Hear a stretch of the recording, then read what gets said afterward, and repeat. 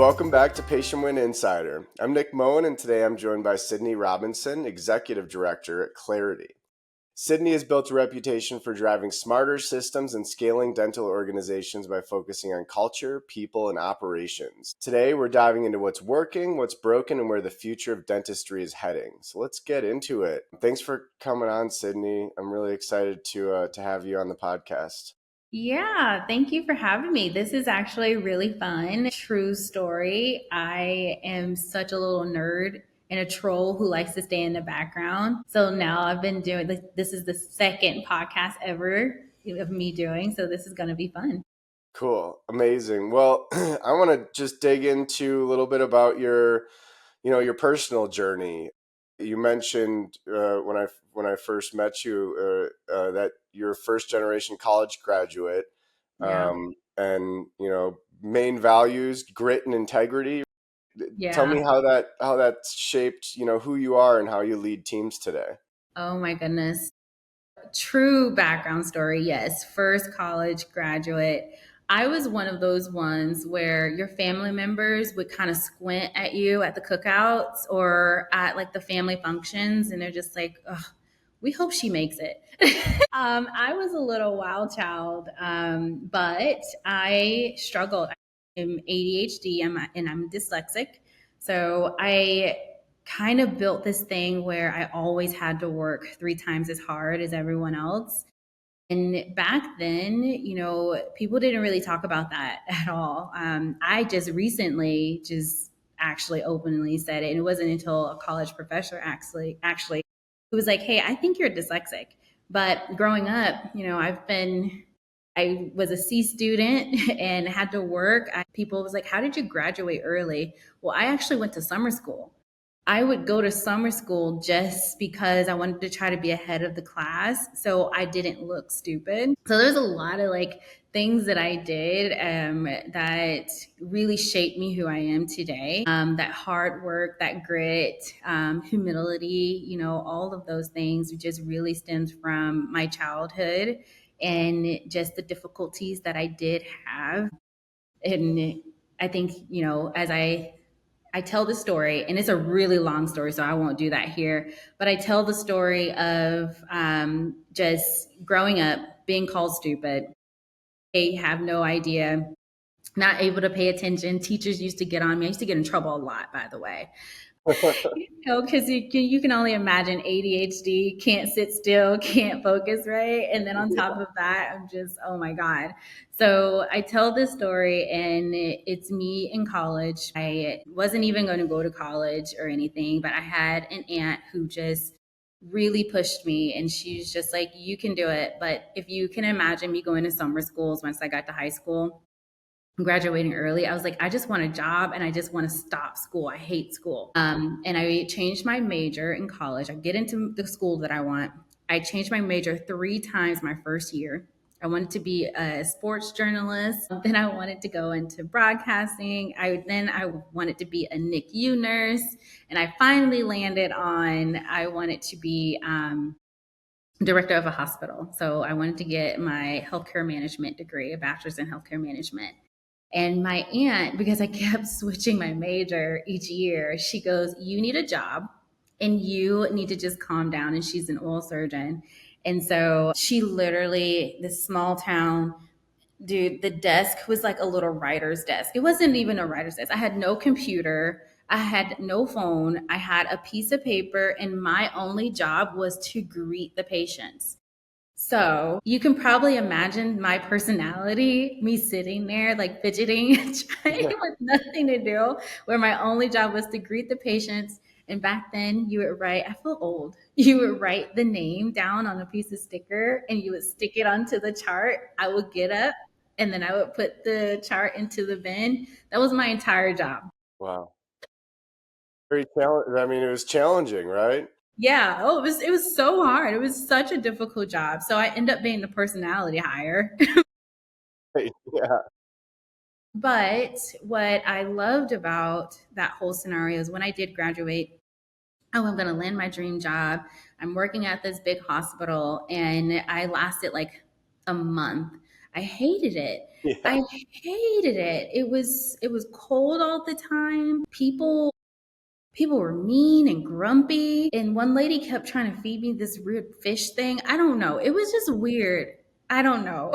Nick, I don't know. But what I loved about working in my aunt's practice was that family feel. I had that job, I had that structure. I got to know all of our patients. Patients will sit and have a conversation with me versus in the hospital, people are sick. They don't want to talk to you. They just go, or they just want to know how long it's going to take to get them back in the back or whatnot. And half the time, I didn't even talk to anybody else. I was sitting in a cubicle the whole time. Again, I have ADHD. This is not going to work for me. Yeah. So I started working in my aunt's practice and I fell in love with dentistry there and just stuck with it because of how it made me feel. It was always something new, something different. I know some people are like, well, dentistry is kind of the same thing. It's really not. As long as you have that drive and you want to learn more, you want to see what's new and out there. So that's how I started and how I came fascinated with dentistry. Amazing. Yeah. Well, so it sounds like you wanted even more work, and now you're executive director of Clarity. Can you talk a little bit about your journey through coaching and how you've come into this great leadership position? Starting off as a as a C student. I know, right? So, okay, this is really wild. So here we go. Um, I firecracker sit here, packed up my little Ford Focus. I moved to Texas. Knew no one in Texas except for my college roommate. She's like, "Hey, you should come stay here. It'd be fun." I packed up my little car. I moved to Texas. The next day, I got a job at a dental office, and I worked there for like a couple, I don't know, maybe like a couple of months or whatnot, and went to a conference and kind of fell in love with an organization. And I met just these amazing people.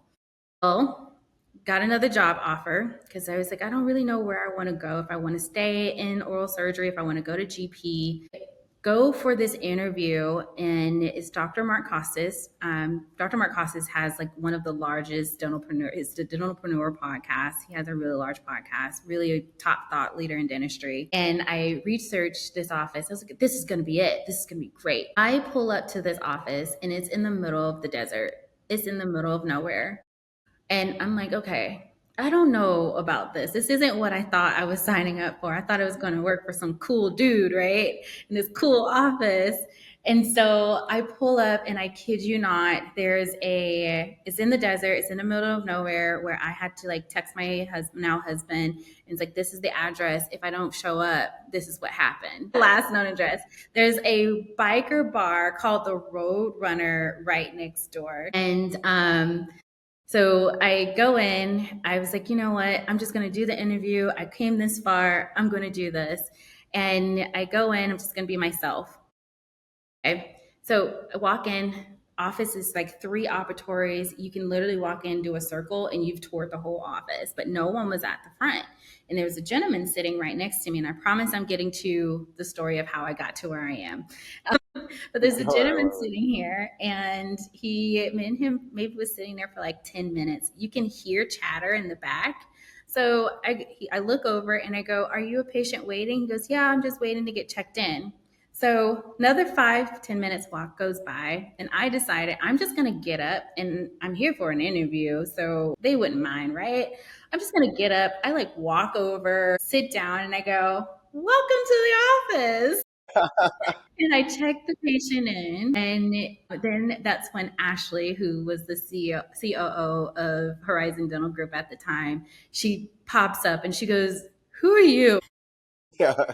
In the As I desk. explain it, yeah. So I'm like, "Oh, I'm here for an interview. We were sitting out here waiting, and no one came." It was like a couple minutes, so I just decided to check him in. And so the guy goes, "Hired." And so I didn't even really have to do an interview with these guys. I just got hired, and I wasn't even trying. Like, I really wanted to kind of bomb the interview and hope they didn't hire me, but I'm a girl of my word. Yeah. And it's been history ever since. Dr. Mark Wow. Costas had it at one point, we had 16 practices. I was hired as a treatment coordinator. I worked my way up through the practice. And because he is such a, we call him a serial entrepreneur because he will think of, great ideas, start up a business where there's a need. He'll definitely go in and he'll supply that need. And he started DSI, which is a private consulting company. So I worked my way up through the practice and I finally made it to an office manager and I was trash. I sucked at it. I was not great at I was good at systems. I was good, like take the initiative, hard worker, definitely had that nailed down. But when it came to leading people, I was trash. And so when I became an office manager, I actually quit 2 years in, and Mark told me no. And this was like life changing for me because he's like, no, I failed you. And I was like, wait, no, no, no, no. When someone quits, you let them quit. You don't tell them no. He didn't give me any other words. He just said, no, I'll call you back. And so Yeah. I have this conversation. And when we did finally talk, he actually came down to the office and he was like, I failed you. You're really good here, but I never did give you the tools and resources to how to lead the team.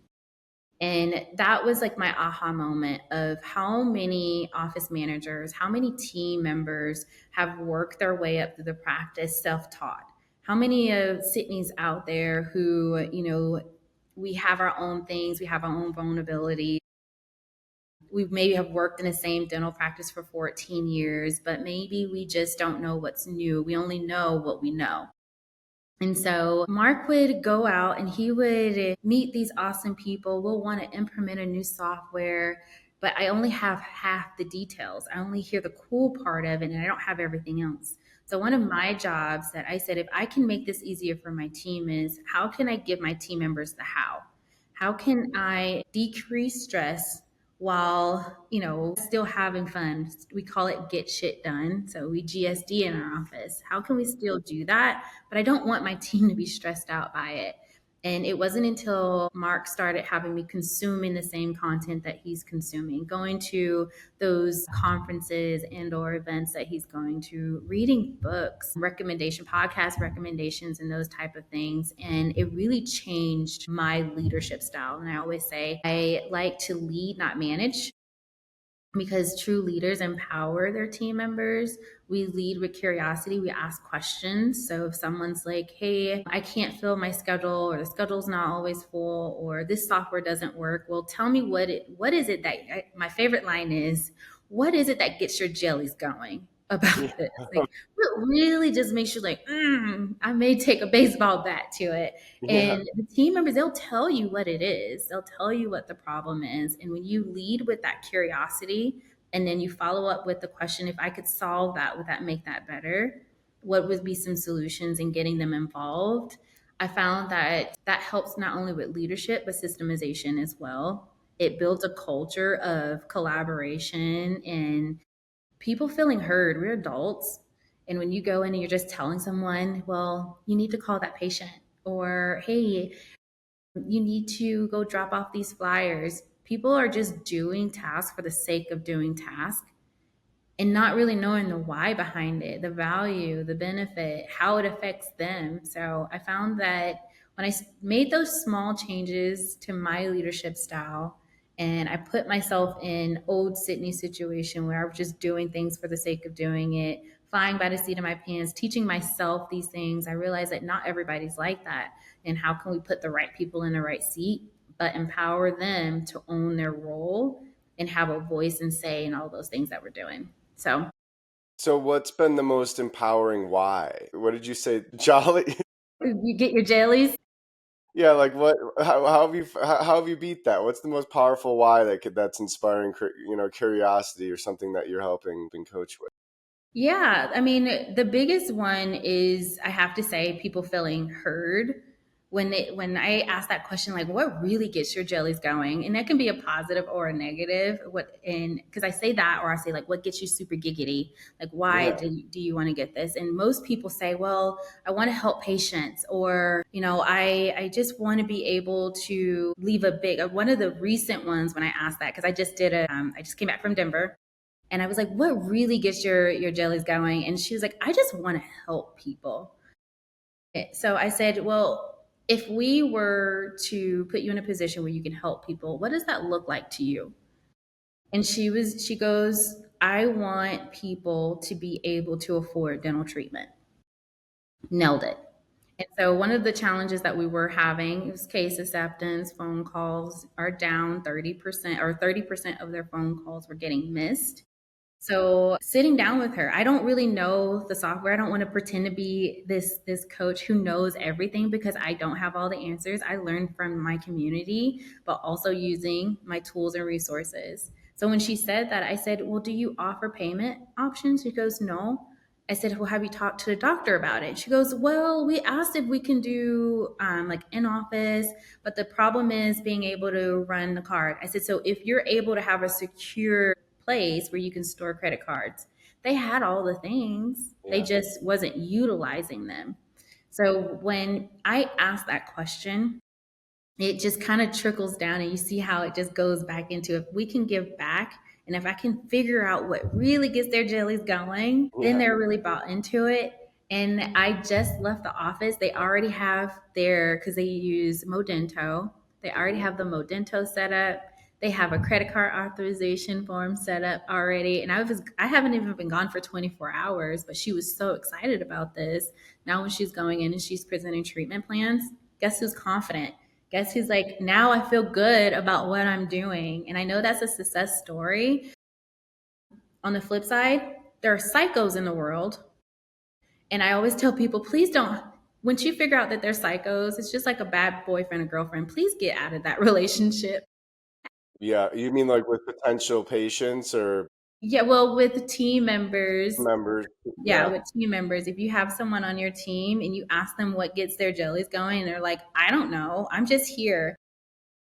Yeah, Okay. just to exist. Well, then there's no why. There's no curiosity, right? Yeah, there's nothing. How do you balance it with, I mean, at the end of the day, too, like, their businesses, right? I mean, obviously they have to make money in order to sustain. Like, how do you balance that with some of the teams that are learning these new tools and having to stay curious? I mean, balancing kind of like financial success and operational success. Right. One of the biggest things that I learned was collections, productions, cash flow is a byproduct of your success. Mm, If I can retain my team members, where I'm not losing team members every other month, that means that I now have stability. If I'm trying to implement systems, someone is not taking on all of the workload where things starts to fall through the cracks, case acceptance, AR, those type of things. If I'm able to save my team members, I'm able to, that's step one, because my foundation is healthy. If I'm able to put the right people in the right seat, I actually just said this earlier. I do not like doing a task where I just have to sit and stare at a spreadsheet all day. I'm not great at it. And I don't want to pretend that I'm great at it. Don't get me wrong, I have to do it every once in a while, but I'm not great at it. And if that's something I'm doing every day, guess who is not going to be thrilled or may make more mistakes because I'm not great at it and I know that. So in that same office, I asked them, I said, again, what gets your jellies going? One of the girls, she's like, I love reports. I like going in, and she had a whole thing organized. But the other gal, who is supposed to be doing the reports, she is a personality. She can chat with patients, she can talk about treatment, but she is not the treatment coordinator. We have the wrong people in the wrong seats, everybody. wow. Let's switch this up a little bit. And what if we put her over here and her here? And they was like, well, I've been asking if I can take on more tasks. I see that Julia is like super busy. And I was like, well, have you talked to doctor about it? And they go, well, not really. I said, if I could help support you in having that conversation, what would it look like? Well, we just don't want it to feel like we're stepping on toes or anything like that. And I said, but are you happy? Right. So I get that a lot where they're just like, well, Sydney, they're here to do a job. I understand that. You are absolutely right. And in the interview process, Who are you looking for? What type of person are you wanting to put in this position? Because if we can put the right people there, you would naturally see if we were to put Julia over at TC and she's personality, she can talk about treatment. She doesn't make it weird when it comes to collecting money, right? Right. Cash flow naturally happens. Yeah. Case acceptance goes up. Marketing can go up too because she's like, oh, these are really cool videos that we can do. Like she's the first one to volunteer for the Instagram reels and the TikTok videos. Those type of things go up because you put the right people in the right seat Sure. and And ask so, them why. well, yeah. And what questions do you ask to identify? I mean, other than the jellies, like, because I'm sure, whoever's interviewing them, like, how are you kind of figuring out who they are, what they want to do, what their skill sets are to make sure they're in the right position, as a coach? All right. So, okay, this is going to show my personality, Nick, but Yeah. I do not ask traditional interview questions. Sure. I've asked questions like, who's your celebrity crush? Do you like, my favorite one is, do you like puzzles, Huh. Okay. murder mysteries, or anything like that, crime shows? I like to ask questions that really bring out not only just personality, but for example, with that, do you like puzzles? My goal of that is to see if they're a problem solver, if they are someone that's like, I got to figure this out, because that lets me know, for example, if I need someone on my team who can help more, if the x-ray machine goes down, this is a classic one. X-ray machine goes down, guess who they go to? The doctor or the office manager. Right. Okay. But if I can hire people who is okay with problem solving and will go and take the initiative and try to figure out what's wrong with it versus coming to the doctor or office manager, I have so much room for activities, and so do them. And they're not stressed out waiting on me. If I can ask questions like that, that brings out drive. Another really good one that I like is, what is the last thing that you did that made you happy? And people will tell me, well, I just went on a vacation. I love to travel. I just did a DIY, remodeled my entire basement. Like they'll tell me something like that. I want to find out, do people have drive? Because if they have something that they're working towards, I can incentivize that. And it doesn't have to be money. It could be, hey, just did my last marathon. This was actually a true story. She wanted to do the Manhattan walk. God, don't quote me on the name of it, but she wanted to do this Manhattan thing. And I said, well, one of the things that we love to do in our organization is we really want to help people meet their personal goals. So this month, if we do meet our production collection, we want to put some money aside for you, and we'll put, everybody gets equal value, that type of thing. We'll put this aside for your Manhattan trip. Wow. And then people are working towards it. On my team, I have someone who wants to move out of their parents' house. She's young, she wants to move out. Well, if we do this, let's get you first set up with our financial advisor. If we take this amount and we put this into a savings account for you, I can automatic deposit for you. This will help you save so that you can now get like 2 months of rent for your apartment. We're finding out what really drives people, because that's what's going to set us apart. And also, people show up for you when they know that they care about you. Right. Well, and what are indicators for these, like, operational bottlenecks? Like, what signs or red flags are you looking for where there's a problem that needs to be solved? Yeah. Oh, that's a really good one. Well, first off, you can feel it in the air when you Yeah. hear it, right? You can feel the tension, like, girl, let me tell you, or dude, let me tell you. Yeah. But we, in morning huddles, we do morning huddles. We have our department and our team meetings, and they're not just KPI number driven. A lot of our meetings are operational driven. So we'll talk about, what are we working on this month? Is September? So everybody knows September is happening. So is it case acceptance? Is it, I have an office that just all started using the iTero. They just finally got their iTero machine and doing scanners, that type of thing. What are we working towards this month? And then what are our wins and what are our challenges? We'll go through our department debrief. That's when we talk about challenges. Well, and this is recent, lab case is a thing. Well, we had a patient show up, and we recently, because we lost a team member, lab cases are falling through the cracks and now we don't. So then my question to everybody is, okay, what if we could solve that problem? What is it? Where's the bottleneck happening? That's a question that I will ask, or I'll ask. My favorite line is, in your opinion, what would you do to solve it? Sure. Versus it all being on me. Because if it's Yeah. all on me, people are like, when it doesn't work, they're looking at you like, didn't Yeah. work, try again. Well, and you're coming in to connect the dots, right? Yeah. Yeah. Well, what about the future? Like, where do you see, or how do you see, these conversations changing over the next 3 to 5 years, especially with technology? Is there any technology you're Yeah. really excited about that you're implementing in some of the coaching? Yeah, of course. For me, my biggest one, of course, everybody knows ChatGPT, but a lot of other technology, and this is something in my upcoming workshop, is going to all be about just having your software work for you. We have people that if you don't know, so for example, if someone's like, I wish that we can allocate payments because every time I try to take a payment, I don't know if it's for the patient or what, and it looks like a credit. Now they're not taking that payment. Now you have a cash flow issue, right? Okay, well, what if we were to go and ask ChatGPT, hey, does Open Dental, are you able to allocate payments to a procedure? What if we're able to do that? So I like to encourage people to go in and use and I've been doing this for years, so I know it's just only gonna evolve. But before I just used to go to YouTube and put a question like that in and find a YouTube video.